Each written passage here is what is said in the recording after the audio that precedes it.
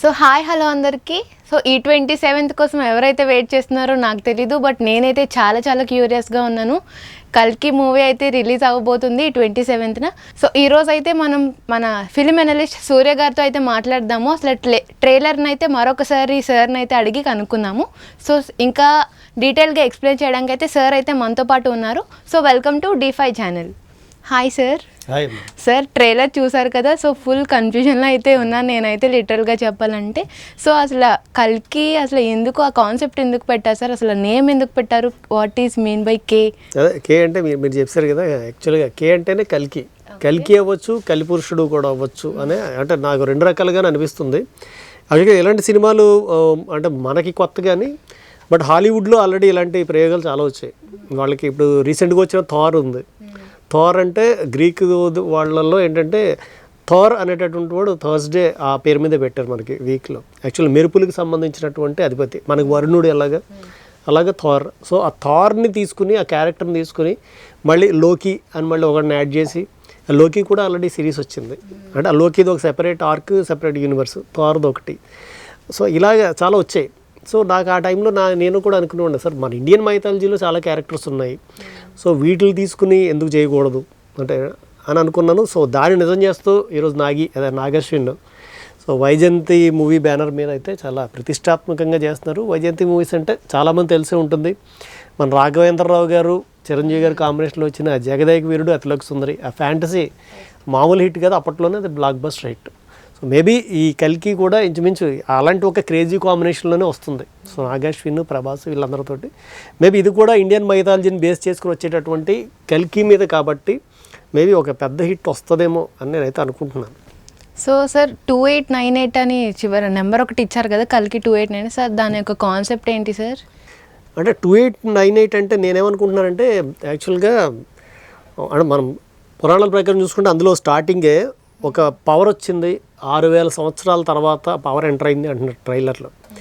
So అంటే ఈ 6000 సంవత్సరాల తర్వాత పవర్ ఎంటర్ అయింది అన్నదాన్ని తీసుకుని, ఒకవేళ ఈ 2898 అన్న దానితో అంటే మనం దాన్ని మైనస్ చేస్తే 3102 అన్న ఒక సంఖ్య కనబడుతుంది. అది ఏంటి అంటే శ్రీకృష్ణుడు చనిపోయిన తర్వాత నిర్యాణానంతరం కలి ప్రవేశించినటువంటి డేట్ అది, ఆ టైం యాక్చువల్గా. అంటే అదేదో వాళ్ళు అలాగే ఏదో చిన్న క్యాలిక్యులేషన్ వేసుకున్నారు. అంటే అశ్వత్థామ యాక్చువల్గా మహాభారత యుద్ధంలో ఉన్నప్పుడు ద్రోణాచార్యుని చంపేశారు. అంటే అశ్వత్థామ అథ కుంజరహ అన్న దీంతో, అంటే మాయోపాయంతో చంపేశారు. కాబట్టి తన తండ్రి యొక్క దానికి ప్రతీకారంగా అతను ఏం చేయాలో తెలియక అప్పటికి అందరినీ ఇంచుమించు ఉప పాండవులు అందరూ చనిపోయారు, అంతా జరిగిపోయింది. ఇంకేం చేయాలో తెలియక ఉత్తర కడుపులో ఉన్నటువంటి ఆ పిండాన్ని ఎవరైతే పరీక్షిత్ మహారాజు, అంటే ఇప్పుడు తన బయటకు పెరిగిన తర్వాత పరీక్షిత్ అయ్యాడు, కడుపులో ఉండగా అంటే అభిమన్యుడిగా చనిపోయాడు. బట్ ఆ పిండాన్ని చంపడానికి బ్రహ్మాస్త్రం ఉపయోగించాడు. సో ఆ ఉపయోగించినటువంటి కారణంగా అతను మళ్ళీ శపించబడ్డాడు. సో అంటే ఈ సిచ్యువేషన్స్ ఇవన్నిటినీ కూడా మళ్ళీ ఆ ట్రైలర్లో మనం చూడొచ్చు. సో వీటన్నిటినీ తీసుకుంటూ సంథింగ్ ఏదో దీన్ని అయితే తోస్తున్నారు. సో ఆ 2898 అనేటటువంటి దానికి, ఈ సిచ్యువేషన్కి, అంటే ఆ పరీక్షిత్ ఎవరైతే అంటే అశ్వత్థామ చంపినా కానీ శ్రీకృష్ణుడు మళ్ళీ ప్రాణం పోసి అశ్వత్థామకి శపించాడు. అంటే నువ్వు కుష్ఠవ్యాధితోటి కలియుగాంతం వరకు నువ్వు ఇలాగే ఉంటావు, ఆ తర్వాత నేను కలికి అవతారంలో వచ్చిన తర్వాత నువ్వు విముక్తుడు అవుతావు అని చెప్పి ఒకటి, అంటే ఒక శాపము ఒక వరము రెండు ఇచ్చాడు. సో కలియుగాంతం వరకు అంటే సప్త చిరంజీవులు ఉన్నారు, 7 చిరంజీవులు ఉన్నారు. అందులో అశ్వత్థామ ఒకడు. కృపాచార్యుడు, అశ్వత్థామ, హనుమంతుడు, బలి, పరశురాముడు, విభీషణుడు. సో వీళ్ళందరూ 7 చిరంజీవులు. సో ఈ అశ్వత్థామ అనేటటువంటి అతని క్యారెక్టర్ని కూడా మళ్ళీ ఇందులో తీసుకొచ్చారు. కాబట్టి నేను అనుకోవడం అంటే ఇదంతా కూడా ఈ కల్కికి సంబంధించింది అని అనిపిస్తుంది. యా సార్, హోప్ అని చెప్పి ఒక ప్లాంట్ అయితే చూపిస్తున్నారు కదా, సో దాని వెనకాల ఉన్న కాన్సెప్ట్ ఏంటి సార్ అసలు?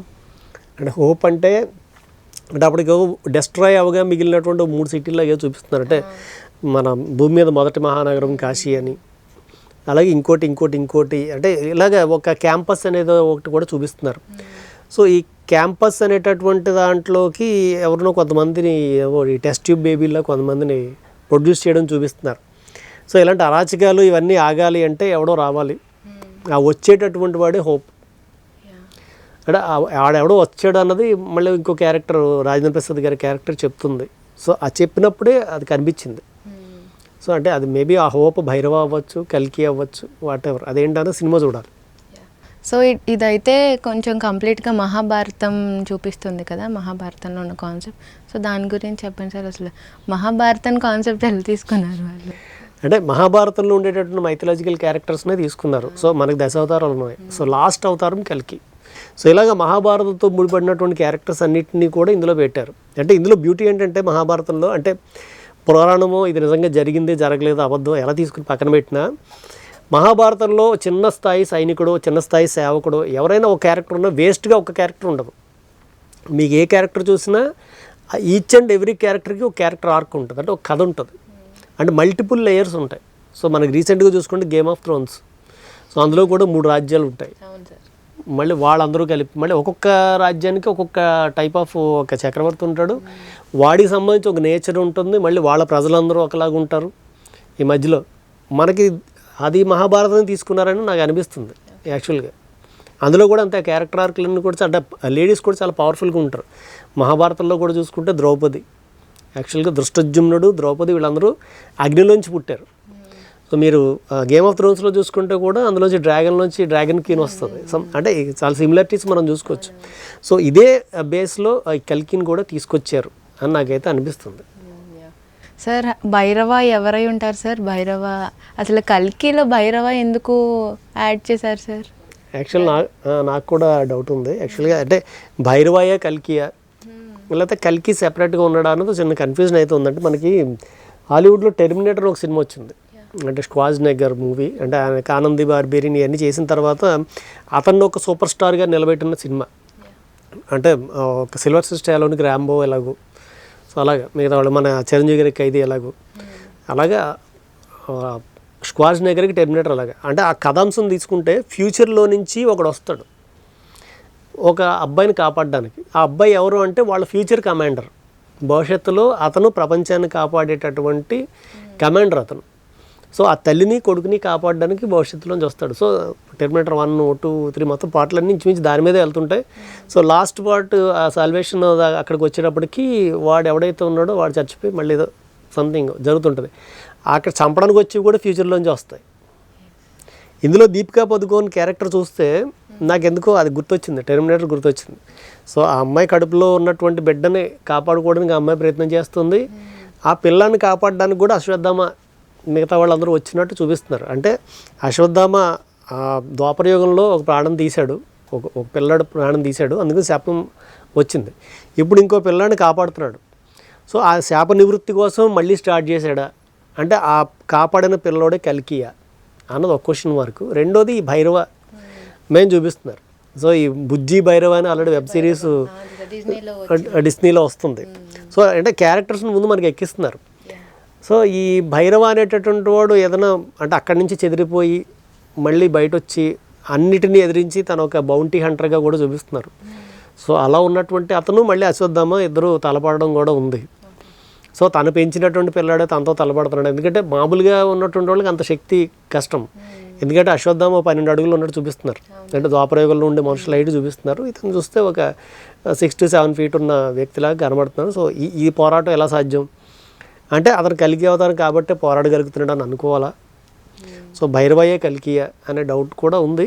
మేబీ అదే అయ్యి ఉండొచ్చు కూడా. సో దీంట్లో శాంబల అని కూడా చూపిస్తున్నారు కదా సార్. సో శంబల అనేటటువంటిది ఒక ఇన్విజిబుల్ సిటీ, అంటే ఇది హిమాలయాల దగ్గర ఉన్నటువంటి ప్రాంతం. అంటే అటు హిమాలయాల నుంచి ఈ నేపాల్కి మధ్యలో ఏదైతే బార్డర్ మానస్ సరోవర్ ఈ రీజన్ దగ్గర ఎక్కడో ఉందని చెప్పేసి చాలామంది అంటుంటారు. అది కైలాష్ మానస్ సరోవరం దగ్గర ఉందా, ఈ రీజన్ దగ్గర ఉందా అంటే ఎవరికి తెలియదు. మీకు బ్లాక్ ప్యాంథర్ సినిమాలో చూడండి, బ్లాక్ ప్యాంథర్ ఉండేటటువంటి ఆ సిటీ ఏదైతే ఉందో ఆ సిటీ బయట వాళ్ళకి కనబడదు. ఈవెన్ వండర్ ఉమెన్ కూడా అంతే. వండర్ ఉమెన్లో కూడా వాళ్ళు ఉండేటటువంటి సిటీ అది బయట వాళ్ళకి కనబడదు. సో ఆ జోన్ ఏదైతే ఉందో దాన్ని చీల్చుకుని లోపలికి ఎవడన్నా యాక్సిడెంట్గా వచ్చినోడికి కనబడుతుంది తప్ప. సో అలా చూసిన వాళ్ళు ఎవరైనా ఉన్నారా అంటే మిలారేపా అని మన టిబెటియన్ మాంక్ ఒక ఆయన ఉన్నాడు. సో ఆయన ఎప్పుడో 13th century 14th century చూశాడు అని చెప్పేసి ఏదో అంటారు. బట్ అది ఎంతవరకు వాస్తవం అనేటటువంటిది అంటే అప్పుడు జరిగింది కాబట్టి మనం చెప్పలేం. కానీ బట్ అలాంటి ఒక ఇన్విజిబుల్ సిటీ అయితే ఎగ్జిస్టెన్స్లో ఉంది అనేటటువంటిది మనకి పురాణ కాలం నుంచి వినిపిస్తున్నటువంటిది ఒక మాట. సో ఈ వచ్చేటటువంటి కల్కి అవతారం ఏదైతే ఉందో అది ఆ శంబలా నుంచి వస్తుంది అనేటటువంటిది కూడా ఉంది. ఆ శంబలాన్ని దీంట్లో కూడా చూపించే ప్రయత్నం అయితే చేశారు. అంటే వైట్ డ్రెస్లు వేసుకుని త్రిశూలం లాంటి కొన్ని వెపన్స్ వేసుకుని కొన్ని షార్ట్స్ ఉన్నాయి. అది శంబలాకి సంబంధించిన పీపుల్ అవి కూడా ఉండొచ్చు మేబీ. అంటే దాన్ని కూడా ఇంటర్నల్గా ఎక్కడో వాళ్ళు టచ్ చేశారు. సో సార్ టైం మిషన్లో వెనక్కి వెళ్ళే ప్రస్తావన ఏదైనా చూపిస్తున్నారా దీంట్లో? ఫ్యూచర్ అయితే చూపిస్తున్నారు. 2898 అంటే మనకి ఇప్పుడు ఉన్నటువంటి 2024 కన్నా కూడా ఇంకా ఒక 400-500 ఏళ్ళకి తర్వాత దాన్ని మనకి జనరేట్ చేసిన. కాకపోతే ఇలాంటి ప్రయోగం ఆల్రెడీ సింగీతం శ్రీనివాస్ గారు ఆదిత్య 360 అని ఒకటి చూపించారు. దాంట్లో కూడా ఫ్యూచర్కి బ్యాక్కి వెళ్తూ ఉంటారు. అంటే చూడడం సాధ్యమా అనేటటువంటి ఒక క్వశ్చన్ వస్తే కనుక కొంతవరకు సాధ్యం అవ్వచ్చు. ఎందుకంటే పాస్ట్ను మనం విట్నెస్ చేయొచ్చు, దాన్ని మార్చలేము. అందులో అయితే ఏదో మార్చినట్టు అందులోకి వెళ్ళినట్టు అది చూపించారు. కానీ అంటే మనం ఒక స్క్రీన్ మీద ఒక సినిమాని ఆల్రెడీ జరిగిపోయింది, మనం ఇప్పుడు వేసుకుని చూస్తున్నాం. సో అంటే ఏంటి, ఆ కాలాన్ని మనం బంధించి దాన్ని మనం చూడగలుగుతున్నాం. సో విట్నెస్ చేయగలుగుతున్నాం తప్ప దాన్ని మనం మార్చలేము. సో దానికి ఇంకా బ్లంట్ ఎగ్జాంపుల్ ఏంటంటే నక్షత్రాలు. మనం చూస్తున్నటువంటి నక్షత్రం ప్రజెంట్ ఇప్పుడు అక్కడ ఉండకపోవచ్చు. ఎందుకంటే అక్కడ ఉన్నటువంటి కాంతి మన భూమి దాకా వచ్చి మన కంటిలోకి వచ్చి మళ్ళీ రిటర్న్ ఆ రిఫ్లెక్షన్ దాని మీద పడితే తప్ప అది మనకు కనబడదు. అంటే మనకు భూమే దాదాపుగా 1.5 మిలియన్ కిలోమీటర్స్ దూరంలో ఉంది. అంటే కాంతి సంవత్సరాలు అంటారు కదా, అంటే కాంతి ఒక సెకండ్కి వెళ్ళే వేగం సుమారుగా 2 లక్షల పైన లేదంటే 3 లక్షల కిలోమీటర్లు ఇంచుమించు ఒక సెకండ్కి వెళ్తుంది అది. సో అన్ని వందల కాంతి సంవత్సరాల దూరంలో ఉన్నటువంటి దాన్ని మనం ఇప్పుడు చూస్తున్నాం. బట్ దాని ఎగ్జిస్టెన్స్ మనం చూసి టైంకి అది అక్కడ ఉండకపోవచ్చు, డిస్ట్రాయ్ అయిపోయింది. బట్ పాస్ట్ అనేటటువంటిది యూనివర్స్లో రికార్డ్ అయి ఉంటుంది. సో ఆ రికార్డ్స్ని మనం ఎగ్జాక్ట్గా విట్నెస్ చేయగలుగుతాం, బట్ చూడగలుగుతాం అంతే, దాన్ని మార్చలేము. కానీ బట్ ఈ శ్రీకృష్ణుడికి సంబంధించినటువంటి 3102 అనేటువంటి ఎగ్జాక్ట్ ఎలా చెప్పగలుగుతున్నారు అనేటటువంటి దానికి కూడా ఇక్కడే ఒక సమాధానం ఉంది. అదేంటంటే వాళ్ళ ప్లానెటరీ సిస్టమ్ యొక్క పొజిషన్స్ని మహాభారతంలో ఇచ్చారు.